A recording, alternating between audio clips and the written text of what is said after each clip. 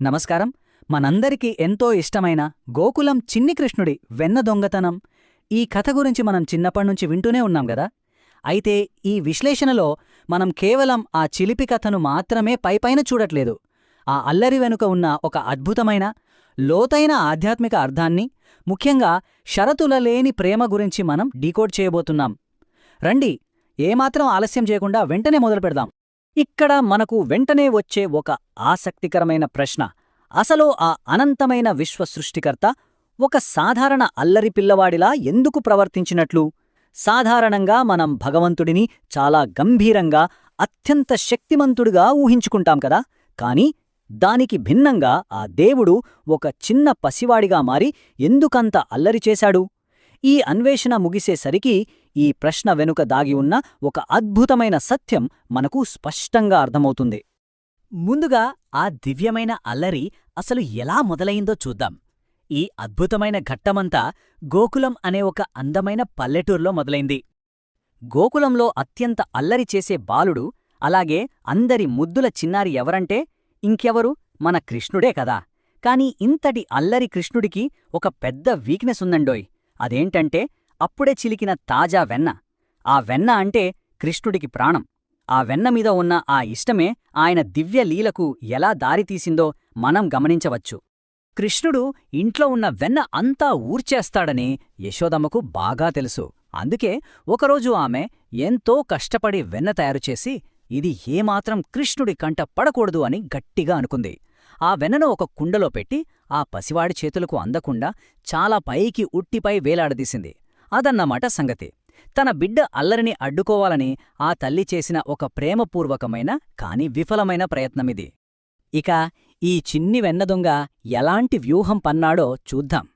ఆ విశ్వాన్ని నడిపించే మహామేధస్సు ఒక పసివాడి రూపంలో ఉండి తన లక్ష్యాన్ని సాధించడానికి ఎంతలా ఆలోచించిందో చూస్తే భలే ముచ్చటేస్తుంది. ఉట్టి చాలా ఎత్తులో ఉంది కదా అని మనోడు సైలెంట్గా ఊరుకుంటాడా? అస్సలు ఊరుకోడు. వెంటనే తన మాస్టర్ ప్లాన్ అమలు చేసేశాడు. ఫస్ట్ స్టెప్, తన స్నేహితులందర్నీ పిలిచాడు. సెకండ్ స్టెప్, వాళ్లందరూ ఒకరిమీద ఒకరు ఎక్కి ఒక పిరమిడ్ లాగా సెట్ అయిపోయారు. ఇక థర్డ్ స్టెప్, మన కృష్ణయ్య అందరూ పైకెక్కి ఆ కుండను అందుకున్నాడు. ఇది కేవలం ఒక అల్లరి పని మాత్రమే కాదు సిమా, ఆ పిల్లల మధ్య ఉన్న అద్భుతమైన టీంవర్క్ ఇక్కడ మనకు స్పష్టంగా కనిపిస్తుంది. చిట్ట చివరికి ఆ వెన్న దొరకగానే కృష్ణుడి ఆనందానికి అసలు అవధులే లేవు. ఇదే కదా నాకు కావాల్సింది అని నవ్వుతూ ఆ వెన్నను ఆరగించడం మొదలుపెట్టాడు.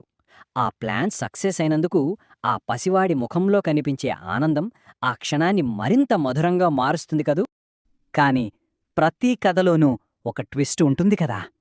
అలాగే ఇక్కడ పట్టుపడిన మన చిన్ని దొంగ పరిస్థితి ఏంటో తెలుసుకుందాం. వెన్న దొంగతనం సక్సెస్ఫుల్గా జరుగుతున్న కరెక్ట్ టైంకి అకస్మాత్తుగా యశోదమ్మ అక్కడికి ఎంట్రీ ఇచ్చింది. ఇంకేముంది, కృష్ణుణ్ణి పట్టుకొని, కృష్ణా, మళ్ళీ వెన్న దొంగిలిస్తున్నావా అని కోపంగా అడిగింది. అప్పటికప్పుడు రెడ్ హ్యాండెడ్గా దొరికిపోయినప్పుడు ఆ తల్లికి వచ్చిన కోపం, అక్కడ జరిగిన ఆ చిలిపి సన్నివేశం ఊహించుకుంటేనే ఎంతో అద్భుతంగా అనిపిస్తుంది. అంతలా రెడ్ హ్యాండెడ్గా దొరికిపోయినా సరే మన కృష్ణుడేమైనా భయపడ్డాడా? అబ్బే, అస్సలు లేదు. ఎంతో అమాయకంగా ముఖం పెట్టి, అమ్మా, నేనేమీ చేయలేదమ్మా అని భలే బుకాయించాడు. ఆధారాలన్నీ కళ్ళెదురుగా అంత స్పష్టంగా కనిపిస్తున్నా సరే ఆ పసివాడి చిరునవ్వు, ఆ అమాయకమైన కవరింగ్ చూస్తే ముచ్చట పడనివారెవరైనా ఉంటారా చెప్పండి? అయితే ఇక్కడ మనం ఒప్పుకోవాల్సిన నిజమొకటుంది. మన కృష్ణయ్య ఎంత క్యూట్గా, ఎంత అమాయకంగా నవ్వినా సరే అతని చేతులకు అంటిన వెన్న అతని పట్టించేసింది కదా. దొంగతనమైతే చేశాడు, పైగా అబద్ధం చెప్తున్నాడు అని ఆ సాక్ష్యాలను చూసిన తర్వాత అసాధారణమైన తన బిడ్డను ఈ ఒక్కసారైనా కాస్త దారిలో పెట్టాలని యశోదమ్మ గట్టిగా డిసైడ్ అయిపోయింది. కరెక్ట్గా ఇక్కడే మనం ఈ సంఘటనలోని అత్యంత లోతైన ఆధ్యాత్మిక భాగానికొచ్చేశాం. యశోదమ్మ కృష్ణుడిని ఒక రోలుకు తాడుతో కట్టేసింది. ఇక్కడ మనం గమనించాల్సింది ఏంటంటే ఆ తాడు కేవలం ఒక భౌతికమైన వస్తువు కాదు, అది నిజానికి ఒక భక్తి బంధం. అనంతమైన ఈ సకల చరాచర సృష్టికి మూలమైన ఆ దైవాన్ని ఏ శక్తి, ఏ ఆయుధమూ బంధించలేకపోయినా సరే ఒక తల్లి చూపించిన స్వచ్ఛమైన, షరతులు లేని ప్రేమ ఆయన్ని కట్టిపడేసింది.